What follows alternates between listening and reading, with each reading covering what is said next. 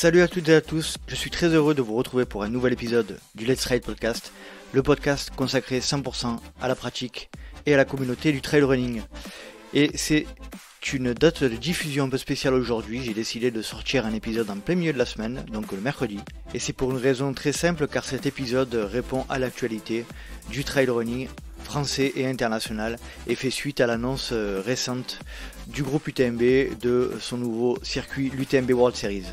Et pour discuter de ce sujet avec moi et répondre à certaines de mes questions, j'ai reçu Michel Poletti qui est le fondateur avec sa femme Catherine de l'UTMB. Et nous allons séparer cet épisode en deux parties. Tout d'abord, une première partie qui sera consacrée à l'histoire de la création de l'UTMB et une deuxième partie qui sera plus tournée vers l'avenir et lors duquel nous allons parler de l'UTMB World Series et de toutes ses caractéristiques. Je tiens tout particulièrement à remercier Hugo Joyeux qui a permis cette rencontre. Et avant de commencer, je souhaitais passer un petit message et donner tous mes remerciements à quelques personnes qui ont laissé des commentaires sur Apple Podcast et des 5 étoiles. Je remercie donc Alex M92, Nico Réagi, LLPZ9999 et Sandra Demetz. Allez, assez parlé, je vous laisse profiter de ma conversation avec Michel Poletti. Aujourd'hui, je suis avec Michel Poletti. Michel, je vous remercie de me rejoindre sur le podcast et je vous souhaite la bienvenue. Eh ben, bonjour à tous les auditeurs et puis partons tout de suite dans le bon sens avec le tutoiement. Allez, on part avec le tutoiement. Plaît. C'est très gentil, très gentil. Michel, je suis extrêmement heureux de te recevoir. J'ai écouté attentivement l'épisode avec notre ami Hugo Ferrari récemment sur podcast sur le trailer des Vergondés. Et voilà, je suis très très content de te recevoir. Merci également à Hugo Joyeux qui a fait le lien entre nous. Tout d'abord, Michel, pour ceux qui ne te connaissent pas, est-ce que tu pourrais te présenter en quelques mots ? En quelques mots, Michel Poletti, 66 ans, marié, 2 enfants. Jusque-là, je pense que les personnes s'en fichent un petit peu. Et donc, créateur avec ma femme Catherine et puis une petite équipe d'amis, créateur de l'UTMB, ce qui s'appelait l'Ultra Trail du Mont Blanc et qui est devenu l'UTMB, course que l'on a créée en 2003. Et puis après, il y a quelques autres aventures qui ont suivi avec la création d'Ultra Trail World Tour, la création de l'ITRA, la création des courses by UTMB, et puis plus récemment, l'annonce du UTMB World Series pour l'année prochaine. C'est parfait, Michel, je te remercie. Alors, voilà comment je vois notre entretien. J'aimerais, si possible, qu'on le sépare en deux parties. La première partie sera plutôt axée sur l'histoire de l'UTMB, et puis la deuxième partie sera plutôt axée sur l'avenir de l'UTMB, par le biais notamment de l'UTMB World Series. Puisque pour savoir où on va, il faut savoir d'où on vient. Est-ce que tu pourrais, si possible, nous donner un petit peu l'histoire de la création de l'UTMB et les premières heures de cette épreuve ? Alors, c'est une question, tu me donnes combien de minutes pour faire ça? Autant que possible, on va dire allez, 10 minutes, un quart d'heure. Ok, ouais, c'est déjà assez confortable. Alors. Voilà, Parce que quand il faut le faire en deux, c'est plus compliqué. Non. Écoute, l'histoire de l'UTMB, c'est une histoire de coureur avant tout. Et c'est une histoire qui est née au sein du club de course à pied qui s'appelle le Chamonix Mont Blanc Marathon, qui est mon club d'origine, dans lequel j'ai été assez actif tout au long de ces dernières années, un peu moins maintenant. Et l'histoire remonte en fait à l'année 2002. Alors, il faut savoir ce qui se passait avant l'année 2002 autour du Mont Blanc. Et en fait, il se passait pas grand-chose. Il y a eu quelques courses qui s'étaient créées, une course en relais qui avait démarré dans les années 80. Le super marathon, c'est ça, non Voilà, le super marathon qui était en 3 ou en 4 étapes suivant les éditions, mais qui avait un peu fait long feu. Et puis et dans les années 90, on avait une course en relais, là, en relais de 7 coureurs. Chacun faisant entre 15 et 25 km, qui faisait tout le tour du Mont Blanc sur un principe vraiment de vitesse et même de course sur route, puisque on a des vallées ici qui sont On peut prendre des chemins, mais aussi on peut prendre des routes. Pour ceux qui connaissent la vallée de Chamonix, on peut aller du Tour jusqu'aux Ouches par la route et pas par les chemins, par exemple. Et ça marchait gentiment. C'est une course d'un bon niveau régional, quelques bonnes équipes italiennes, suisses ou françaises qui venaient se challenger tous les ans à la fin août sur ce relais. Et puis on a eu l'accident sous le tunnel du Mont Blanc avec en 99 donc un accident, un grave incendie sous le tunnel du Mont Blanc, un camion et 40 personnes qui sont malheureusement décédées. Et le tunnel est resté fermé 3 ans. Et du coup, la course en 99, 2000 et 2001 n'a pas pu avoir lieu. Et en 2002, l'organisateur a essayé de la relancer, ça n'a pas marché. Et il y a eu seulement une ou deux équipes inscrites et ça s'est arrêté là. Et du coup, le président de notre club, René Bachelard, à l'époque, s'était ému de cette situation, on trouvait que c'était une course qui avait du sens, reliant la France, l'Italie et la Suisse. Et j'ai rencontré René plusieurs fois dans les rues de Chamonix en septembre 2002. Il était énervé. Et puis, de fil en aiguille, on s'est dit, réunissons-nous et voyons ce qu'on peut faire.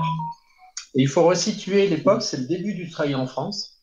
Les Templiers, c'est 1995 de mémoire, la création, vraiment une course pionnière pour Gilles Bertrand revient des États-Unis, a découvert le trail aux États-Unis et lance les Templiers donc à Nantes. C'était pas encore à Millau à l'époque, à Nantes. Et ça lance le trail. Et donc les tout débuts des années 2000, c'est vraiment le début. Et moi et quelques autres dans le club, on a commencé à courir, à découvrir ces courses d'ultra. Moi, j'avais essayé aussi auparavant, j'avais essayé dès 1995 de faire le tour du Mont Blanc en solo, mais non-stop. J'avais pas réussi à l'époque, mais voilà, c'était un peu marqué dans ma tête. Le trail était en train de démarrer, et donc on se réunit à quelques amis, et puis on dit, OK, on va faire quelque chose. Et donc, on change, on fait pas cette course en relais qui ne plaît plus et on passe sur un format de course sur les sentiers. On va éviter autant que possible le goudron. Il n'y a pas de problème pour le faire, évidemment, sur le Tour du Mont Blanc. Et on va faire un Tour du Mont Blanc non-stop, individuel non-stop. Et donc, on a quelques exemples en tête, hein, quelques ultras en France. Il y a une course qui s'appelle la Fortige de Maurienne qui a existé en 2000, 2001, 2002, que j'avais fait les 3 éditions. On avait l'exemple de la Diagonale des Fous, même si aucun de nous n'était encore allé à La Réunion. On ne savait même pas trop ce qui se passait aux États-Unis. On ne savait pas qu'il y avait tous ces grands 100 miles aux États-Unis. Mais bon, voilà, on avait suffisamment de références pour se dire, allez, soyons fous, allons-y. Et on a lancé ce projet de Ultra Trail du Mont Blanc. Vous étiez combien au départ? Alors, pour une première édition en 2003... En tant qu'organisateur, j'entends, hein, dans l'organisation. Dans l'organisation, c'était un petit groupe au sein du club pour, en réalité, alors chacun a aidé, mais en réalité, il y a eu 4 personnes clés dans cette organisation. Qui sont Catherine, donc mon épouse et moi-même, René Bachelard, le président de notre club, et puis un grand monsieur qui est malheureusement décédé en 2014, un grand monsieur de la montagne qui s'appelle Jean-Claude Marmier, qui était le fondateur ça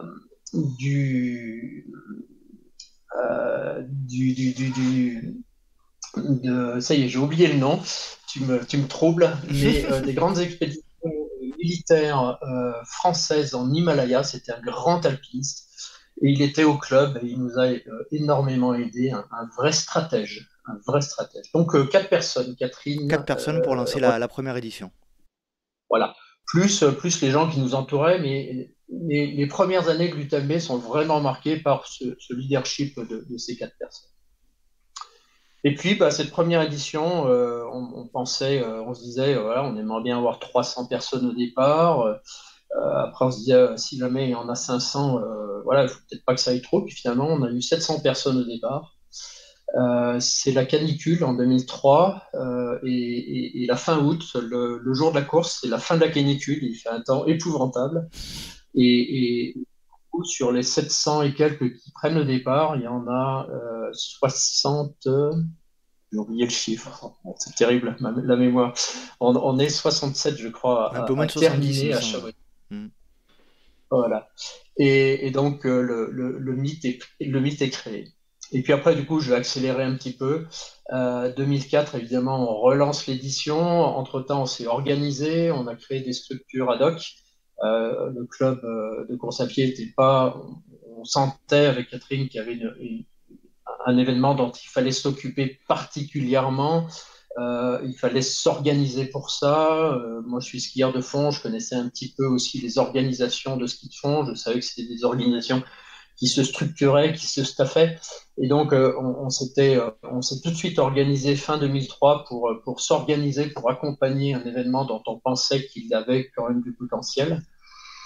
Et donc, 2004, on a eu 1400 personnes au départ, et puis on a commencé à être sold out complet, donc à partir de 2005, dès la troisième édition, avec plus de 2000 coureurs au départ. Du coup, on a créé la CCC pour offrir aussi une possibilité pour tous les gens qui n'arrivaient pas à faire le tour complet de faire la deuxième partie du parcours, et comme ça, libérer de la place pour les autres sur le parcours complet. Et la CCC est partie aussi comme une fusée avec 1500 personnes dès la première année. Et puis voilà, et puis du coup, après, c'est toute la croissance que Mhm. connaissent les grands événements de trail ou de course à pied. La création de la PTL en 2008, la création de la TDS en 2009. Après, on a marqué une petite pause parce qu'on a eu 3 années un peu compliquées de météo en 2010, 2011, 2012. 3 années de suite, on a pris du vraiment mauvais temps. Et puis, création de l'OCC sur une distance plus courte, mais parce que les Suisses nous réclamaient d'avoir un départ à eux. On avait les départs à Courmayeur pour la CCC de la TDS, le départ de l'UTMB, puis toutes les arrivées à Chamonix. Les Suisses voulaient avoir un départ. Ils nous ont demandé à créer une course avec un départ en Suisse. Et donc, c'est l'OCC qui marche super bien aussi, avec une attractivité aussi de cette OCC qui est presque aussi forte que celle de l'UTMB lui-même. Mhm. Voilà un petit peu. Très bien. Euh, J'aimerais revenir sur les premiers moments de l'UTMB. Alors, tu disais tout à l'heure qu'il y avait une seule course initialement au départ, qui était le tour complet. Euh, Vous avez été surpris, toi et Catherine, du succès de cette première édition. Il me semble que vous attendiez à peu près 300 ou 400 personnes et vous avez fait le double. Euh, Ça a été quoi votre réaction? Vous êtes dit, il y a vraiment quelque chose à faire, il y a un potentiel sur cette course. Donc ça, c'est la première question. Et la deuxième question, de quoi étaient constitués ces 700 coureurs? C'était plutôt des montagnards, j'imagine, au départ. On, euh, on vivait dans un contexte local enfin, comment le dire? On savait on pensait qu'il y avait un vrai potentiel autour de ces courses. On l'a pas créé. L'idée n'était pas d'en faire notre métier, d'en faire notre vie au tout départ. Mais après, assez rapidement, on a quand même senti qu'il y avait un potentiel extraordinaire, même si on était à des années-lumière de penser que ça deviendrait ce que c'est devenu. Mais on pensait quand même qu'il y avait un. Voilà, moi j'avais par exemple en référence la tranche jurassienne. Encore une fois, je suis skieur de fond, donc j'avais en référence les grandes courses populaires plutôt de ski de fond. Et on pensait que ça pouvait devenir vraiment une course de ce niveau-là. Et donc, on voulait s'organiser en conséquence. Donc voilà. Donc, est-ce qu'on a été surpris par le nombre de coureurs? Oui, on ne pensait pas qu'on en aurait 700, mais on pensait vraiment qu'il y avait du potentiel et on voulait s'organiser pour accompagner cet événement et pour le faire grandir. Voilà. Donc, c'est un peu entre les deux.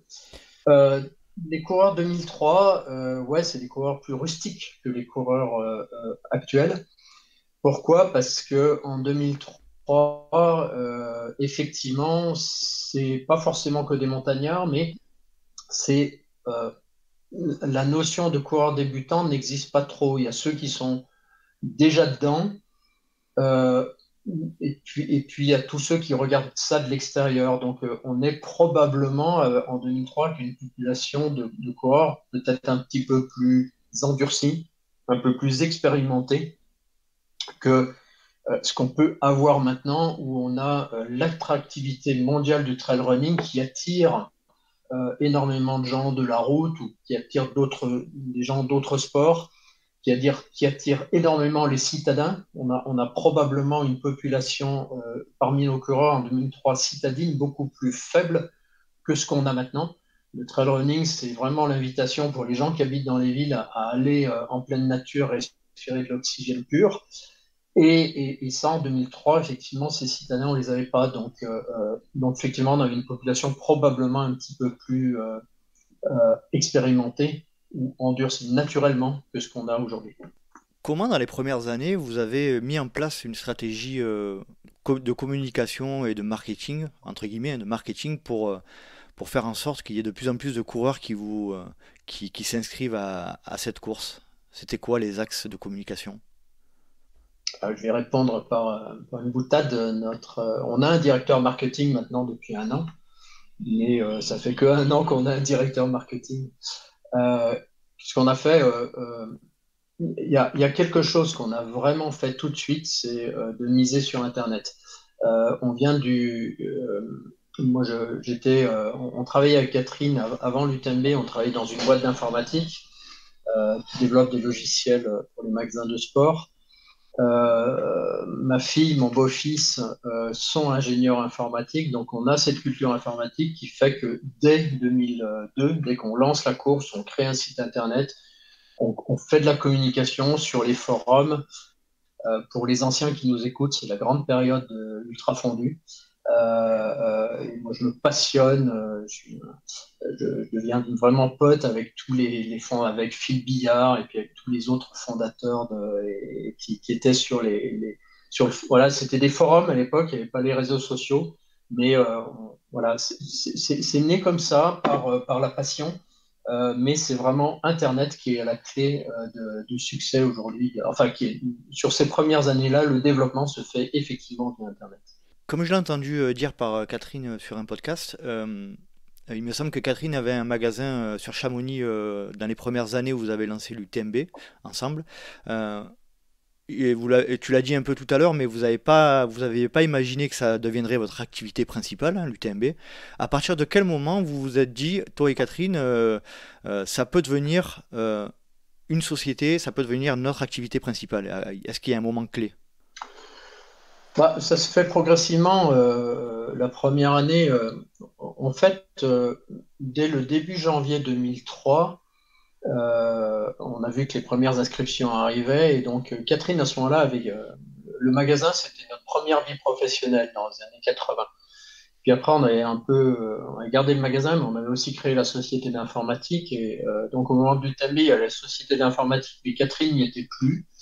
Elle était en cours de définir un autre projet. Et du coup, elle s'est retrouvée plongée comme là-dedans. Elle avait plus de disponibilité. Du coup, elle a commencé à passer 100% de son temps dès le début 2003.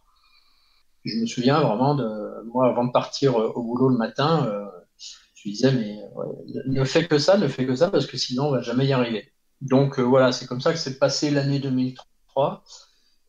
Et puis après, du coup, bah, en 2004, on a créé une petite SCRL. Et puis, Catherine n'a pas pu se rémunérer en 2004, mais elle a commencé à le faire en 2005. Parce que de toute façon, elle était forcément plein temps là-dessus. Et puis moi, ça s'est fait plus progressivement. J'avais la boîte d'informatique, j'ai transmis, je la dirigeais, et puis après, du coup, bah, j'ai transmis progressivement cette boîte, et puis après, j'ai fait décroître mon temps de travail et j'ai rejoint, j'ai bossé 100% pour l'UTMB à partir de 2007. Donc voilà, on l'a fait progressivement. Euh, mais le projet professionnel, s'il n'était pas là en 2003, il était déjà quand même bien installé dès début 2004. D'accord. s'il y avait quelques milestones, alors c'est un peu de l'anglicisme, mais des points importants dans l'histoire de l'UTMB jusqu'à aujourd'hui, et si on devait en sélectionner, on va dire deux ou trois, Michel, si c'est possible, lesquels seraient-ils dans l'évolution de l'UTMB? Je vais t'en donner. Alors, sur l'UTMB Mont-Blanc, je les ai donnés tout à l'heure. 2003, la création de l'UTMB, 2006, la CCC, 2008, la PTL, 2009, la TDS, 2014, l'OCC. Maintenant, dans l'UTMB au sens général du terme, il y a une date qui est vraiment importante, c'est 2013. Euh, c'est la création simultanée, en fait, en parallèle de l'ITRA et du Ultra Trail World Tour. Ça, c'est vraiment une date importante. Et puis, une deuxième date importante, c'est 2016, avec l'aventure des Bayou UTMB qui commence en 2016. Et puis, l'autre date extrêmement importante, c'est cette année avec le lancement du UTMB World Series. D'accord. Donc ça, ce sont Donc, trois dates clés. voilà, je peux t'expliquer un peu plus 2013, par exemple, Ouais, si ouais, tu ouais, veux. très bien, très bien. Enfin, à tes auditeurs. 2013, en réalité, avec Catherine, on avait très envie d'internationalité au sens que, voilà, encore une fois, moi, en tant que coureur de fond, de ski de fond, j'ai participé à beaucoup de grandes courses de la World Lopette, la Vasolopette, la Transjurassienne ici en France, la Marcia Longue en Italie, enfin, toutes les grandes courses de ski de fond qui sont rassemblées dans un circuit international qui s'appelle la World Lopette. Et avec Catherine, très vite, 2006, 2007, on avait envie de créer quelque chose de ce style-là, regrouper toutes les grandes courses du monde. Puis en fait, l'UTMB Mont Blanc grandissait si vite que on s'est concentré là-dessus parce que voilà. Et du coup, on n'a pas fait grand-chose jusqu'à ce qu'en 2010, le skyrunning vienne nous piquer les fesses, puisque le premier grand circuit international, eh bien, c'est le skyrunning qui l'a créé en venant chercher des courses de trail running. Et ça nous a un peu piqué au vif à cette époque-là.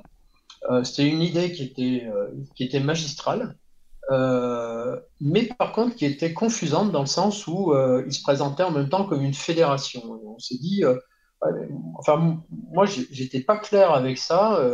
Un grand circuit international, très bien, mais prétendre être une fédération et à gouverner la planète trail running, ça me plaisait moins bien. Et on a réfléchi, on s'est dit, mais il faut faire les choses proprement. Et c'est vrai que les organisateurs, les coureurs ont besoin d'une entité qui puisse les représenter au niveau international. Donc ça, c'était le côté un petit peu public, fédéral. Et ça, c'est la création de l'ITRA en 2013. Et puis en simultanément, un grand circuit international, oui, mais pas avec prétention à gouverner le monde, pas prétention à être la fédération internationale du trail running. Ça, laissons l'ITRA se développer dans ce sens-là si elle le peut. Et du côté du grand circuit international, donc c'est la création du Ultra Trail World Tour en 2013, sur lequel on n'a pas pris directement les commandes, mais sur lequel on est ici avec Catherine à Chamonix, les initiateurs du projet Ultra Trail World Tour en 2013, et dans lequel on a toujours été impliqués, un peu moins sur les premières années, et puis 100% sur les dernières années. Cette ITRA et cette Ultra Trail World Tour, c'est clairement pour une expansion et tu l'as dit, une internationalisation de l'UTMB Group. Euh, Est-ce qu'on peut dire un petit mot par rapport au positionnement en ce qui concerne le développement économique de l'UTMB? À ce moment-là, est-ce que c'était dans un axe de développement plutôt commercial ou plutôt de visibilité? Euh, je voudrais juste préciser, je vais répondre à ta question, je voudrais juste préciser, l'ITRA, c'est pas pour le développement du thème des groupes. Mhm. C'est indépendant. L'ITRA, C'est une association l'ITRA, d'ailleurs. c'est réellement une association, c'est réellement indépendant, Mhm. c'est plus une réaction. Honnêtement, je peux le dire maintenant, les choses sont un peu passées, mais c'est une réaction par rapport au skyrunning qui prétend prendre les commandes du trail running. Et c'est dire non, c'est aux acteurs du trail running de prendre leur destinée en main eux-mêmes.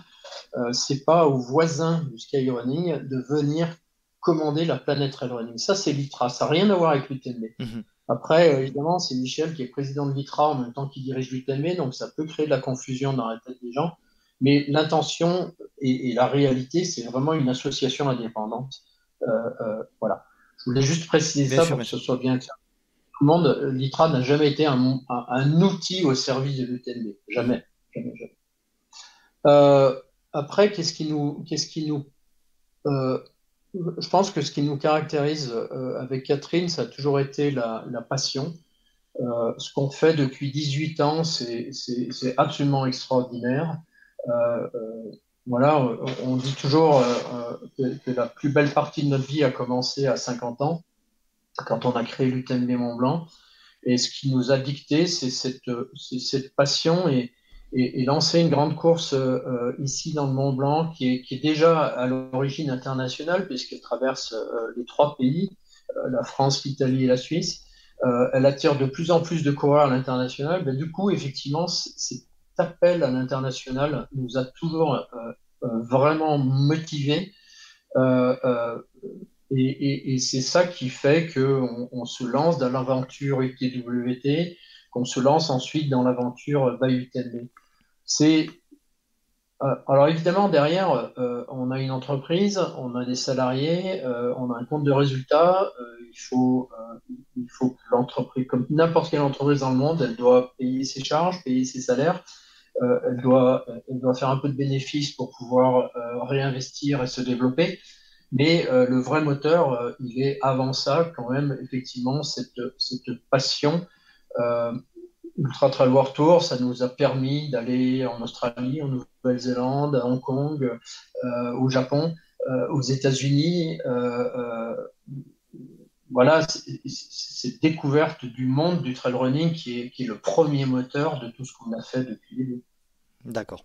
Pour en revenir un petit peu plus sur l'UTMB à proprement parler, à Chamonix, euh, et c'est ce qui va d'ailleurs découler du projet UTMB World Series, la problématique organisationnelle lorsqu'on est soumis à un tel succès, c'est comment arriver à contenter tout le monde, comment arriver à faire en sorte de créer un système qui puisse être le plus efficace, le plus juste possible.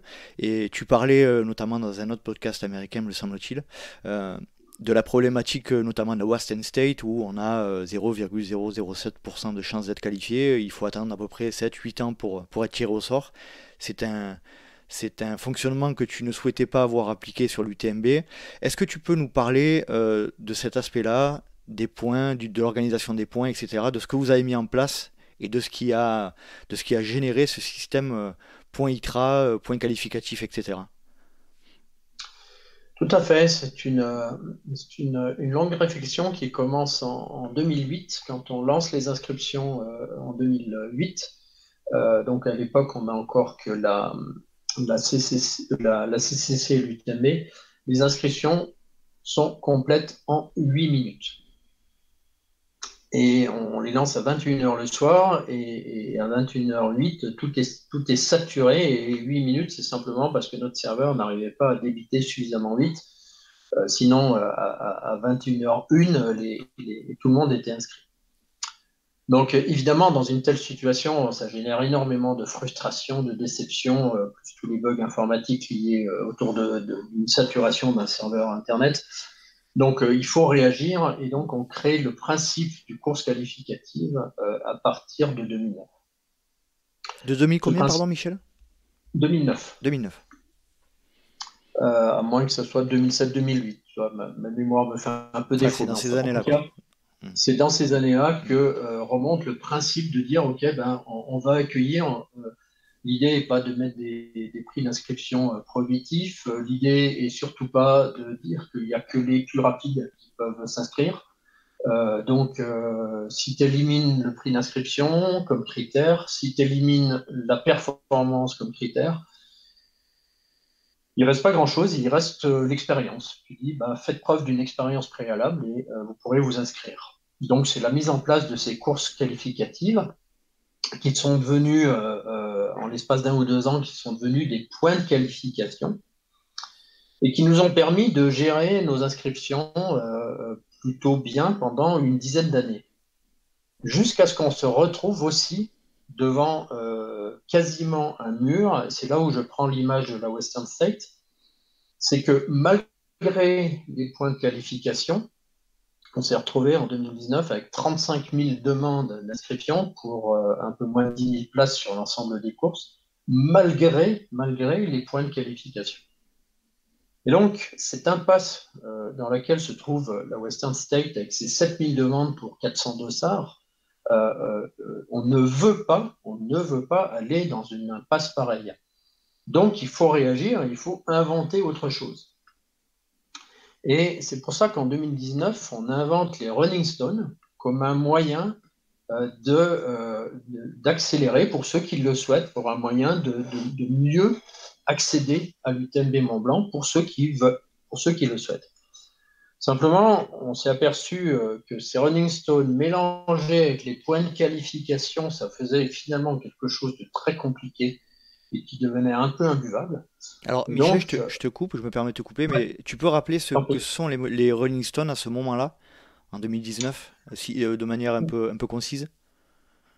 Oui, les Rolling Stones en 2019, c'est le moyen en fait de gagner un accès garanti à l'UTMB Mont Blanc en allant collecter des points spéciaux, en allant collecter des Running Stones.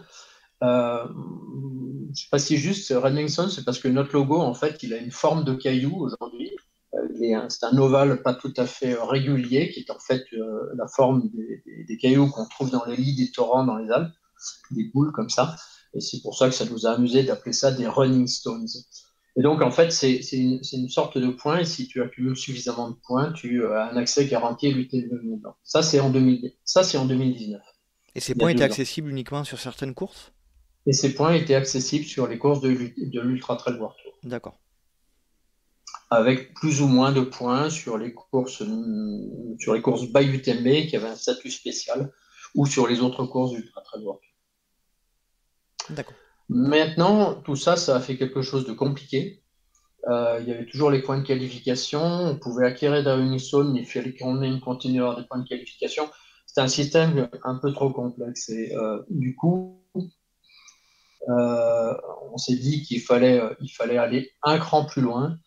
Et donc, c'est une des motivations de l'annonce UTMB World Series qu'on a faite donc il y a 2 mois maintenant, que de simplifier la proposition qu'on fait aux coureurs du monde entier pour accéder à UTMB Mont Blanc, de la simplifier autour d'un circuit qui est maintenant basé à en fait 2 étages. Il y a en dessous de l'UTMB Mont Blanc un étage qui est un étage UTMB World Series qui succède à Ultra Trail World Tour et qui est un étage qui permet de gagner des Running Stones. Et ces Running Stones ne donnent plus un accès garanti, mais donnent la possibilité de s'inscrire au tirage au sort. Mais seuls les possesseurs de Running Stones peuvent s'inscrire au tirage au sort. Pendant qu'il y a l'étage de l'ensemble des courses qualificatives à l'UTMB, qui souhaitent être qualificatives à l'UTMB, qui, elles, donnent un accès privilégié à l'étage intermédiaire des UTMB World Series. Très bien. On va donc passer sur la deuxième partie de notre entretien, et c'est la transition a été faite juste avant la mise en place de l'UTMB World Series. Alors, il faut avouer qu'elle a été perçue de manière assez disparate. Il y a eu beaucoup de retours disant que c'était assez compliqué à comprendre. Sachez que si vous souhaitez avoir tous les détails de cette UTMB World Series, retrouvez le podcast d'Hugo Ferrari, le trailer des Vergondés, ou le podcast de Ferrari sur SoundCloud, et vous y trouverez un épisode de 2 heures avec Michel dans lequel tous les détails sont évoqués. On va se passer du positionnement des trailers non élites, trailers régulars comme tu les appelles. Est-ce que tu peux expliquer les 3 ou 4 étages que constitue aujourd'hui l'UTMB World Series? Tout à fait. Alors c'est vrai que le mot regular, le mot anglais ou américain plutôt regular, me Il n'y a pas vraiment de mot français pour dire les coureurs ordinaires. Je trouve que régular, c'est plus joli. C'est vrai, c'est vrai. C'est moins péjoratif. Euh, donc, c'est simple. Hein, aujourd'hui, il y avait deux étages. Il y avait les courses qualificatives qui permettaient de gagner des points, et puis il y avait, avec des points, on pouvait candidater, s'inscrire au tirage au sort. Et puis il y avait le Running Stone qui venait brouiller un petit peu tout ça. Donc maintenant, euh, c'est vrai qu'on a annoncé un nouveau système sportif global au mois de mai. Donc l'annonce en bloc peut paraître compliqué, et en réalité, moi j'ai cette vraie conviction, et je pense que quand on explique bien le système, il est réellement plus simple qu'avant. Il est réellement plus simple qu'avant. Euh, je redis parce que c'est exactement ce que j'ai expliqué il y a 2 minutes. Il y a les milliers de courses qui ont envie d'offrir à leurs coureurs un avantage à bénéficier d'un indice de performance de qualité, qui est celui créé par Didier Kurdi originellement, à bénéficier d'un accès privilégié sur les courses UTMB World Series. Donc ça, c'est l'étage de l'ensemble des courses qualificatives dans le monde. Et au-dessus, il y a une quarantaine de courses. À partir de 2022, on aura 30, 35, 40 courses. On dévoilera le calendrier en fin d'année. Et c'est un calendrier qui évoluera ensuite en 2023-2024. Mais on espère démarrer avec 35 courses, bien réparties dans l'ensemble du monde, bien réparties là où il y a des coureurs, sans obliger les coureurs à forcément faire 2000, 3000, 4000 km pour aller faire ces courses-là. Le principe, c'est que ces courses, ce soit des courses qui soient à la qualité UTMB. On a envie d'offrir, on ne peut pas offrir l'expérience UTMB à tous les coureurs du monde entier dans le Mont Blanc. C'est plus possible. On ne peut pas accueillir 150 000 personnes chaque année dans le Mont Blanc. On peut en accueillir que 10 000, c'est déjà beaucoup. Et donc, il y a tous les autres, à tout le monde, ce qu'on cherche, c'est à offrir l'expérience UTMB, à l'offrir un peu à la porte de chacun. Que ce soit un Japonais, que ce soit un Américain, que ce soit un Argentin, que ce soit un Australien, un Polonais, un Italien, etc. On cherche à avoir partout dans les pays où il y a des communautés de trailers importantes, on cherche à leur offrir un ou plusieurs, suivant la taille du pays, événements au standard de qualité qui a fait la réputation de l'UTMB Mont Blanc. Et c'est ces courses-là qui permettront de gagner des running stones, qui, elles, permettront de s'inscrire au tirage au sort de l'UTMB Mont Blanc. D'accord, Voilà, pas très très bien. compliqué. Donc pour récapituler, on a des milliers de courses qui permettent d'intégrer un running index, qui est anciennement l'index ITRA. Avec ce running index, on peut prétendre à s'inscrire à des événements type UTMB qui permettent d'obtenir des running stones et donc de s'inscrire à un au tirage au sort pour l'UTMB. Excellent. C'est bon, c'est bien. J'ai bien Excellent. récapitulé alors, apparemment. Euh, Tout à fait. On va te prendre dans notre service communication.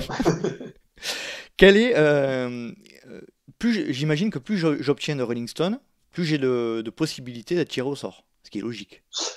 Oui, c'est le principe. Alors on appelle ça des running stones, encore une fois, parce qu'on trouve ça un petit peu amusant. Mais c'est le principe des tickets dans un tirage au sort. Si tu as 5 running stones, ça te fait 5 tickets dans l'urne, et donc ça te fait plus de chances de gagner que si tu n'en as que 2 ou 3. D'accord. Moi, ce que j'ai remarqué avec ces... Alors, j'attaque tout de suite un sujet un peu plus général de positionnement et de point de vue par rapport à cette annonce de l'UTMB World Series.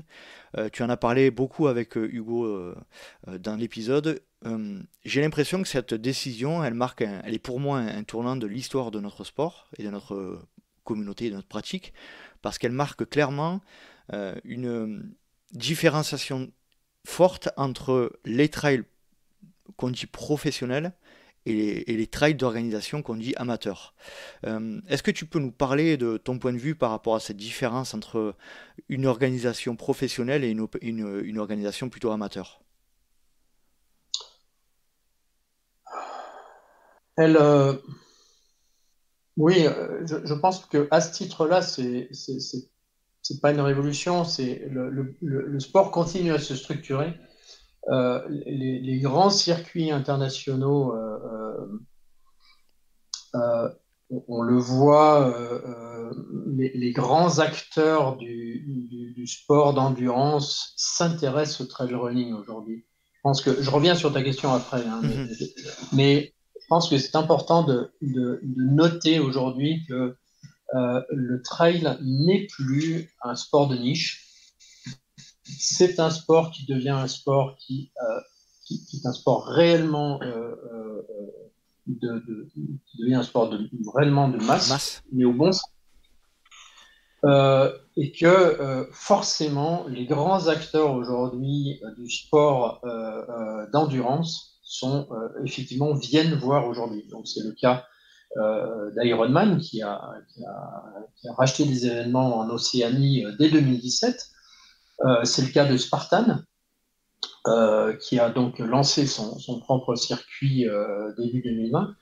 Et ça sera le cas d'autres. Il y en a d'autres qui vont arriver parce que c'est le développement du sport qui le veut. Et donc, notre positionnement à nous, c'était de tenir compte des forces et des faiblesses d'Ultra Trail World Tour, des forces et des faiblesses de course Bayou Tembe qu'on a lancé un petit peu après, et c'était de proposer quelque chose qui était cohérent par rapport à ce que est en train de devenir le trail running à un niveau mondial. Voilà, je voulais juste poser ce décor pour le contexte, quoi. Pour ensuite répondre à ta question sur le sport pro. Alors, ce que tu appelles le pro et le pas pro, qui est le fait qu'il y ait des organisations qui soient des organisations professionnelles, donc organisées en entreprise, et des organisations qui soient des organisations associatives, la plupart du temps des clubs ou des assos qui sont spécifiquement créés pour un événement. Le fait est que si on regarde les grandes organisations françaises aujourd'hui, toutes les grandes courses de trail en France sont des organisations professionnelles. Et c'est pas une mauvaise chose parce que d'abord c'est obligatoire. Moi je situe personnellement, c'est ma barrière, mais je situe personnellement à 1000, 1500 le nombre de coureurs au-delà duquel il faut commencer à professionnaliser. Je l'ai vécu, j'ai été président quelques années du Chamonix-Mont-Blanc Marathon, qui était à l'origine de l'UTMB. On a créé, pour permettre au club de se développer, on a créé le Trail des Aiguilles Rouges.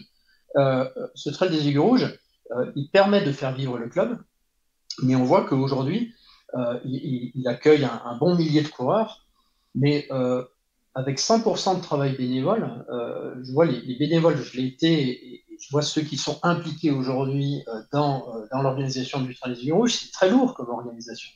Donc, à un moment donné, il faut professionnaliser. Et d'un côté, c'est pas un gros mot de professionnaliser parce que ça crée de l'emploi. Bien sûr. Je trouve que ça participe au développement économique du pays et que la France est devenue un grand pays les Américains n'aiment pas ça, mais je pense que la France aujourd'hui est le premier pays de trail running dans le monde. Et donc, ce développement fait qu'effectivement, les grosses organisations sont obligées de se professionnaliser et deviennent assez naturellement effectivement des entreprises. Est-ce que la création du 10B World Series marque un nouveau milestone dans le développement du trail running? Probablement, mais ça veut pas dire que seuls ont le droit d'exister les organisations professionnelles. C'est un tissu. Il faut bien considérer que à l'échelon international, UTMB World Series, on propose plus ou moins une quarantaine de courses réparties dans le monde entier. Par rapport à plus ou moins 40 000 courses qui existent dans le monde entier. Donc on parle de 1 pour 1000. Et ces courses que effectivement, nous, on a l'ambition de situer comme le top de ce qu'on peut faire en termes de qualité d'organisation, en termes de qualité d'expérience. En tout cas, voilà, on a une proposition que personne n'est obligé d'accepter. Il y a des gens qui préfèrent, et je les respecte totalement, je les comprends, il y a des gens qui préfèrent rester sur des petits événements de 100, 150 personnes, c'est pas la même ambiance. Mais si on cherche l'ambiance des grandes compétitions internationales, c'est ce qu'on propose. On parle effectivement d'une quarantaine d'événements dans le monde, mais tous les autres événements ont leur place dans une organisation d'ensemble où aujourd'hui, ces 40 000 courses, elles permettent de satisfaire une population de trailers qui grandit de jour en jour et tout le monde a sa place. Et voilà, il n'y a pas d'idée aujourd'hui de dire que seule une quarantaine de courses aujourd'hui sont les seules qui peuvent exister. Non, le monde associatif et le Trail des Aiguilles Rouges organisé par le Chamonix-Mont-Blanc Marathon, par le CMR, continuera d'exister tout aussi bien que les courses UTMB World Series. Je suis d'accord.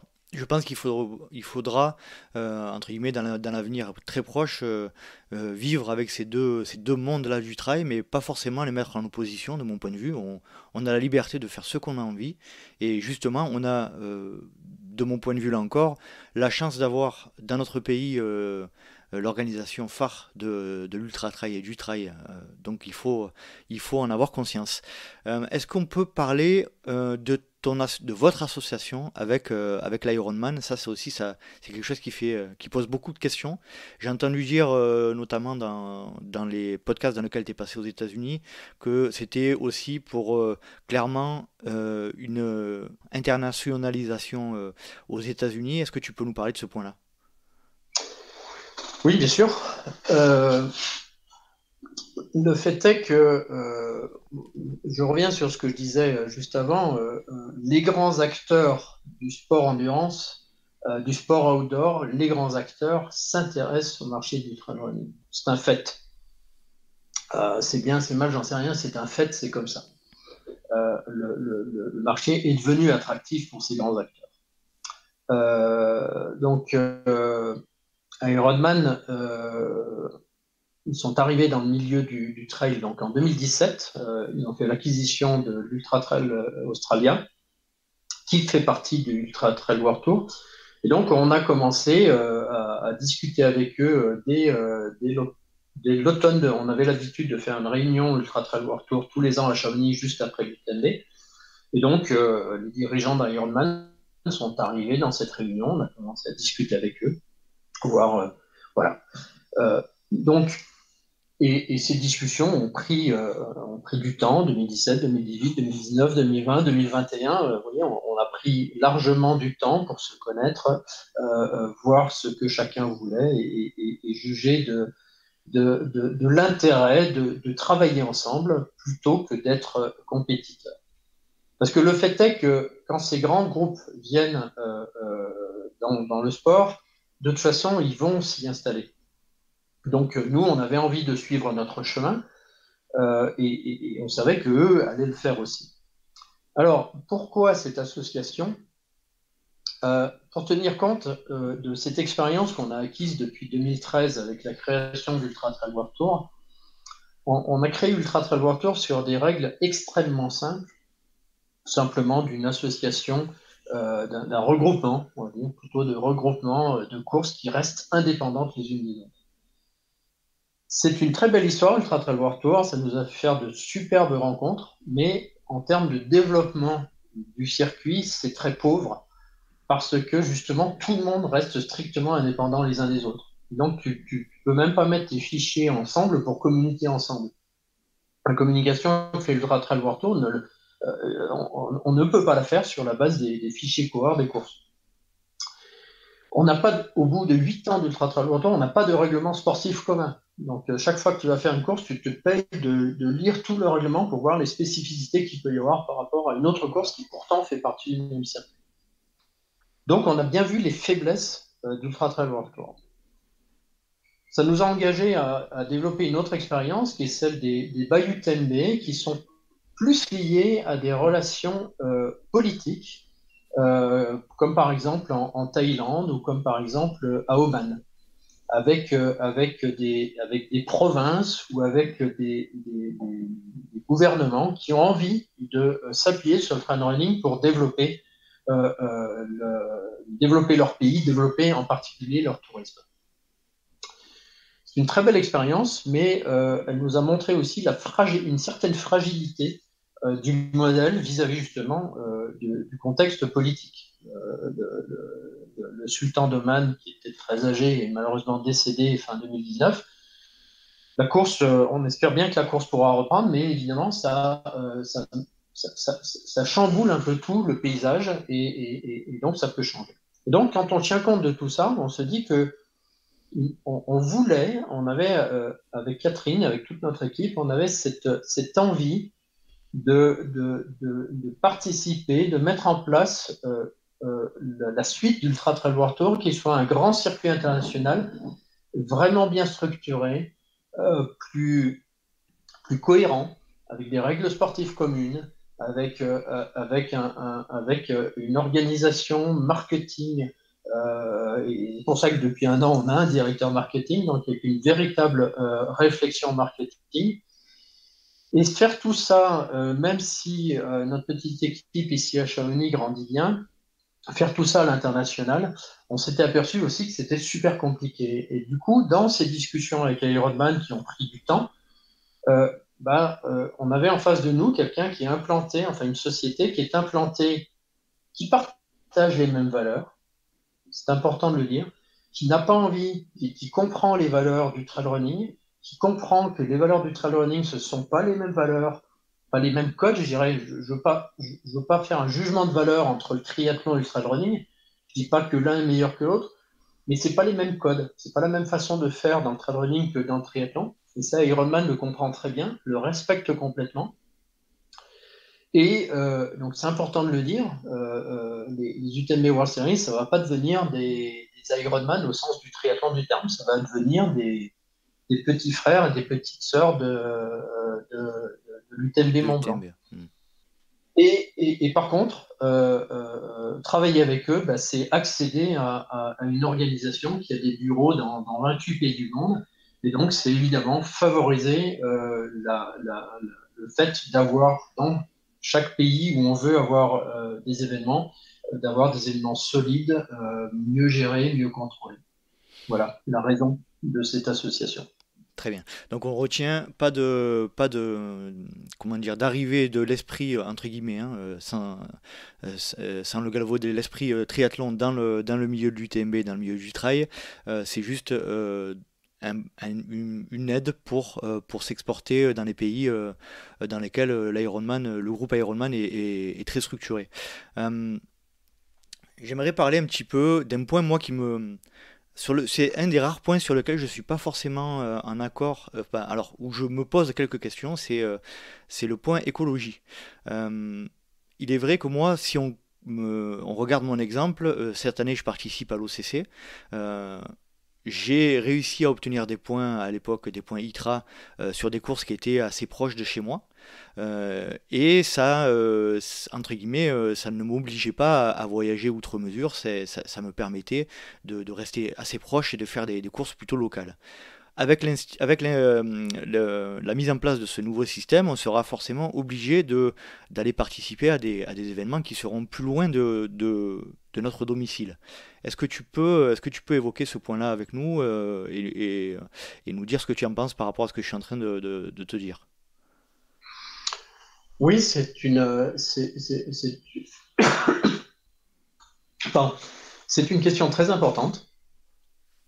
C'est une question qui a pris encore plus d'importance avec la crise Covid, qui met en exergue aujourd'hui l'impasse dans laquelle on est en train d'aller en termes de réchauffement climatique, en termes de destruction de la biodiversité. Donc, c'est un combat essentiel aujourd'hui, celui de la préservation de notre planète, et même pas de la préservation, de la régénération de notre planète. La vraie question aujourd'hui, c'est pas d'arrêter de détruire la planète, c'est de commencer à la régénérer. C'est ça qui est vraiment extrêmement important.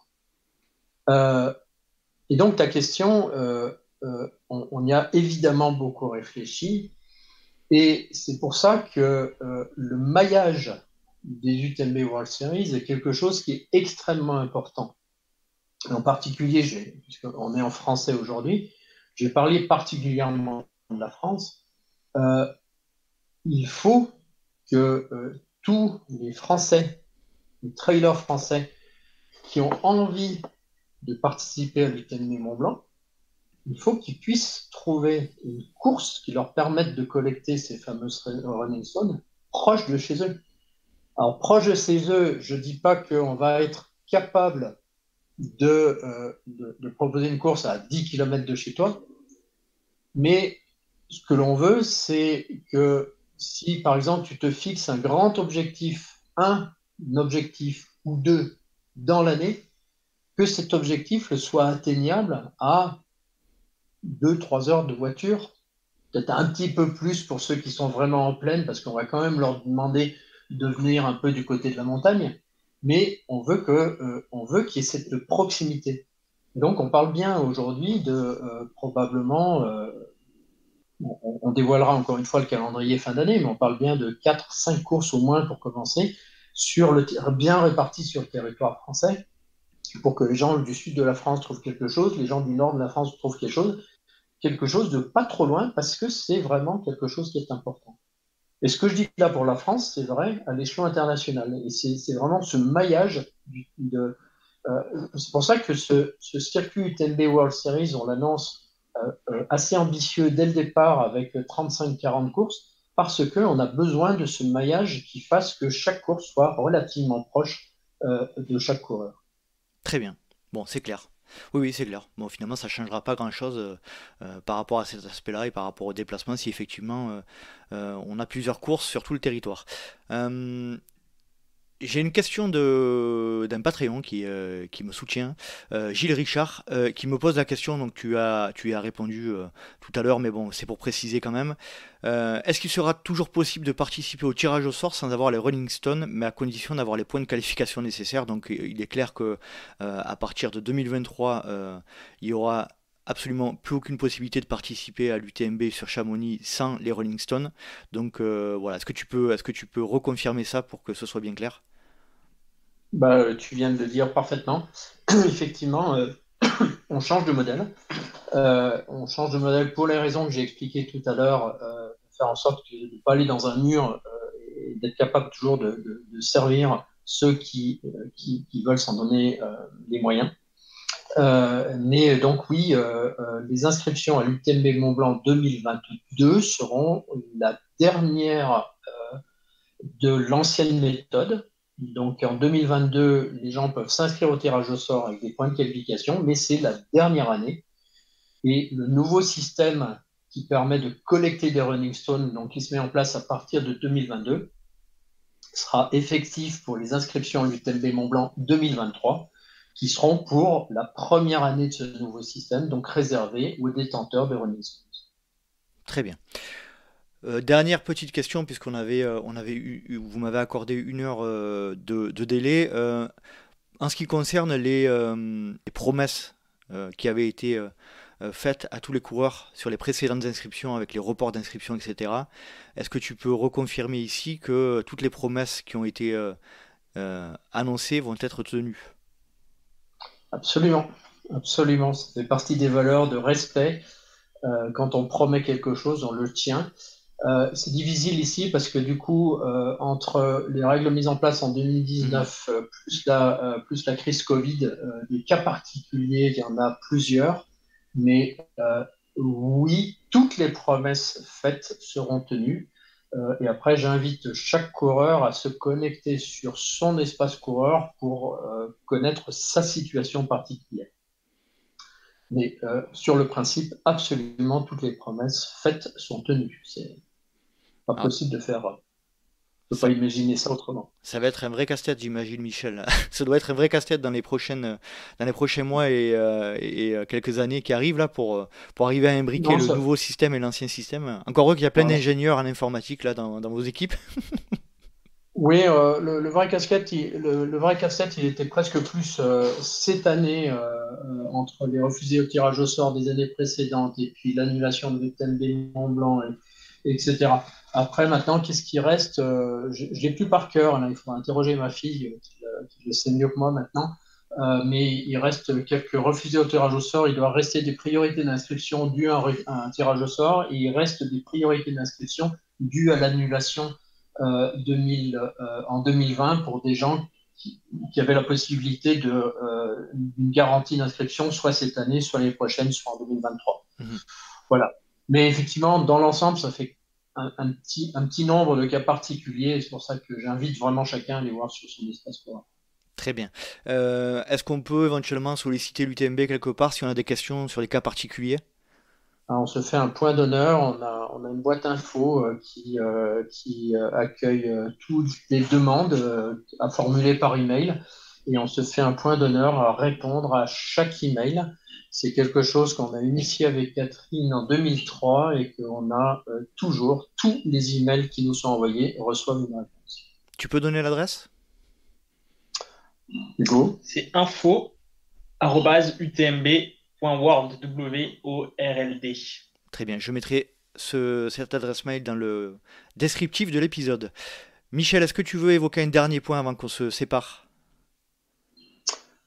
Je m'attendais à toutes les questions, sauf à celle-là. Non, pas particulièrement. Je suis toujours content de participer à ces podcasts, aussi bien celui avec Hugo que le tien. C'est plus facile. J'aime bien les faire en anglais aussi, mais c'est évidemment plus facile de les faire avec vous en français. J'aime bien ces moments parce que on a du temps pour expliquer les choses.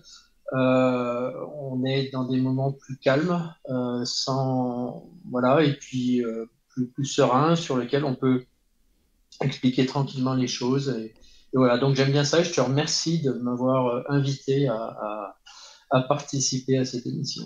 Ah ben c'est moi qui te remercie. Je remercie également Hugo. Merci pour le temps que vous m'avez accordé. Voilà, comme je le disais, si on m'avait dit fin 2019 qu'un jour j'aurais le président de l'UTMB à mon micro, alors je pense que je n'y aurais pas cru. Donc merci beaucoup pour votre temps. Et puis bonne route pour l'UTMB World Series. Et puis de mon point de vue, on peut pratiquer le trail comme on le souhaite. On est dans un pays de liberté. Chacun est libre de faire ce qu'il a envie. Et on a quand même une belle épreuve, une belle société qui emploie du monde au sein de l'UTMB groupe. Donc ça c'est plutôt cool. Merci à vous. Eh bien écoute, merci à toi et au revoir à tout le monde. Allez, salut Michel. Au revoir. Salut. Salut. Et voilà, cet épisode est à présent terminé. J'espère que mon échange avec Michel Poletti vous a plu, que vous avez appris et que vous avez clarifié certains des aspects de l'UTMB World Series et que vous avez appris des choses sur l'histoire de l'UTMB. En ce qui me concerne, j'ai appris beaucoup de choses, j'ai passé un agréable moment et je remercie de nouveau Michel et Hugo d'avoir rendu cet entretien possible. Comme d'habitude, si vous souhaitez rejoindre le LTP et la communauté, n'hésitez pas à nous rejoindre sur les réseaux sociaux, à Let's Try le podcast sur Facebook et Instagram. Si vous le souhaitez également, recevoir une newsletter mensuelle que j'envoie tous les mois sur laquelle il y a les invités à venir et les backstage du LTP. N'hésitez pas à cliquer, vous trouverez à peu près partout le lien d'inscription à cette newsletter. Et n'hésitez pas également, et puisque la communauté grandit de semaine en semaine, à rejoindre les Patreons du LTP. Les Patreons du LTP, c'est une communauté de passionnés qui soutient le projet afin qu'on puisse perdurer cette aventure tous ensemble, que je puisse vous proposer des épisodes, des formats toujours différents, le plus longtemps possible. Donc si vous souhaitez intégrer la communauté et bénéficier des contenus exclusifs, rejoignez-nous sur patreon.com/Let's Try le podcast. J'espère vous retrouver pour un prochain épisode et d'ici là n'oubliez pas, si vous pensez que c'est impossible, faites-le pour vous prouver que vous aviez tort. Salut